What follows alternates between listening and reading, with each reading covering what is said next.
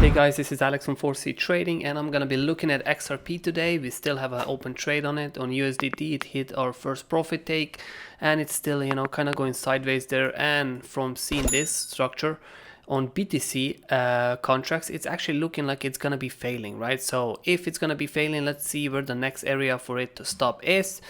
And first I would like to mention that now today we actually are getting a third rejection on the Ethereum, right, from breaking the top, and also Bitcoin is also getting that rejection. So that is not a really good sign. So we might actually see a pullback on Ethereum and Bitcoin to begin with, right? But I won't spread panic yet because we haven't lost any levels or anything. I first want to see how it's going to react, and then I'll start preaching about another shorts or, protecting everything else, right? So the first area, if you go on a really big, let's just say a little bit bigger time frame, right? I mean, we can already see that it reacted from down here, right?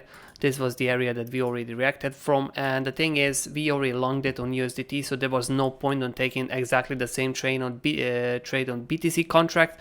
So right now we will actually scale down, zoom in a little bit, and you can see that if we have a little bit of a structure happening right here on the lower time frame, and this structure, if we zoom out, you can see that it actually has some of the history to it as well. You can see that there's quite a nice juncture to it, right? So what I will do right now, I will take a rectangle and I will draw it just like this. We'll draw it just like this, and actually now go scoop up down to like 4 hour and actually see if I can see a little bit more clearer on this one, right? And you can see going down to 4 hours actually gives me more clarity, but probably going down to like 1 hour would even give me more of it. And yes, it does a little bit, right? It looks a lot more cleaner than it did. And you can see this was really a low time frame structure, right? Now the only question that down is, right, I mean, we can obviously go all the way down from the start of the move, right? But for something like that, Bitcoin would really have to probably get wrecked. I mean, if we did a third rejection right now and we lose the area, yes, the origin of the pump will probably happen on XRP. But I wouldn't be calling such a devil yet. I would firstly rather be playing something in between, right? Especially when it's connected to the pretty rich history of XRP right now. And you can see that this area is not just some, chicken shit area. It actually goes all the way back to 2017 as well, right? And, before you went even lower, you actually created a support under it. You bounce above it, failed, and then come right back above it. So now I do think this is going to be an important point. If it comes down, I'm not going to say this point can take us over the top. It most certainly can on higher time frames. But the thing is, I'm not going to expect it to, that's the key. I'm not going to expect it to take us over the top. I will rather take faster profit takes, secure the trade, and go onwards, right? So going into this trade right now on a lower time frame, I'm actually gonna scoop up down to 1 hour again. I'm gonna be setting up a trade, so I'm gonna be doing it right here, long position. And again, I'm gonna say for people who tell me to always call out the prices, the area is between 2,300 satoshis and 2,500 satoshis, right? So I'm gonna be placing the stop loss right under this wick right here at 2,200 satoshis, right? And you can see that this stop loss is a little bit less than 10%, which is pretty much normal to us. The only issue that we have right now, we will have to be already taking profit takes on this first target quite soon, right? I mean, it's not extremely soon because we are still, even if you take it at the bottom of the box, you're still making 1.6R, or you have 15%, right? And that is at 2,800 satoshis. But if we put it right on the middle, it's about 18% or almost 2R, right? We can say almost 2R. And it's probably gonna overreact a little bit because we are already, this altcoins and everything, they are a little bit overreact. But if you want to stay on a safer side, do put it on the bottom of the box here, and you can see the price on the right side of my screen, right? You can see the prices moving here.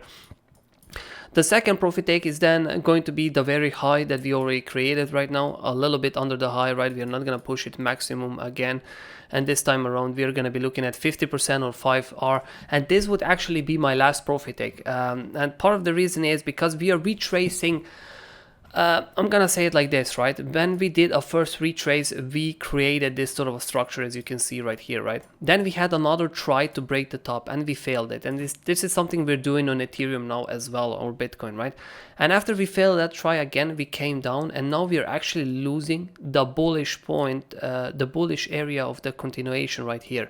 So yes, you can still continuate bullishly even if you drop below this area and still fill out on the middle of the structure. And as you can see, even if you did a fib, right, Whoops, that's a wrong though.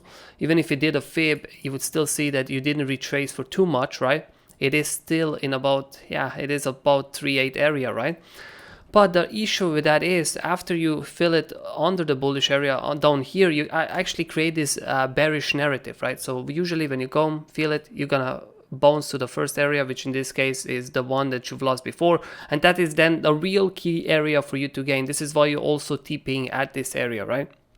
If you can't gain this area, you're gonna retrace all the way down to the origin of the pump where you will have another trade. And due to that time, if that happens, you're most likely done on XRP, right? It's gonna be a while before XRP is gonna pump before. But a second story that is also likely, you came up here, right? You try to gain this area and then you do something of a sideways again, and then you will have a retrial at the top of the area where our second profit take is, and where we basically closing the entire trade. And the reason for it again is if you happen to fail it then, right? If you happen to fail it right then, you're most likely again going to retrace all the way down. So that is going to be the second chance that I'm giving it right now. If it dips all the way down here, this is probably the last possible scenario that it could be positive for XRP, right? So there aren't many going around. We're most likely, if we go under this area, right, to begin with, we're most likely aiming towards bearishness more than bullishness, right? But this is why we have to protect ourselves, gotta take earlier TP targets and, you know, just basic stuff, guys, right? So yes, I mean, do subscribe to our channel, show us some love, right? I mean, like the video, share the video, and also check out our free 4C channels, right? We do post these videos and trades every day. Well, for videos, we post them every day except on Sunday, but for the analysis and trades, it's all the time, all week long, right? So thank you for watching, guys, and we will be seeing each other next time.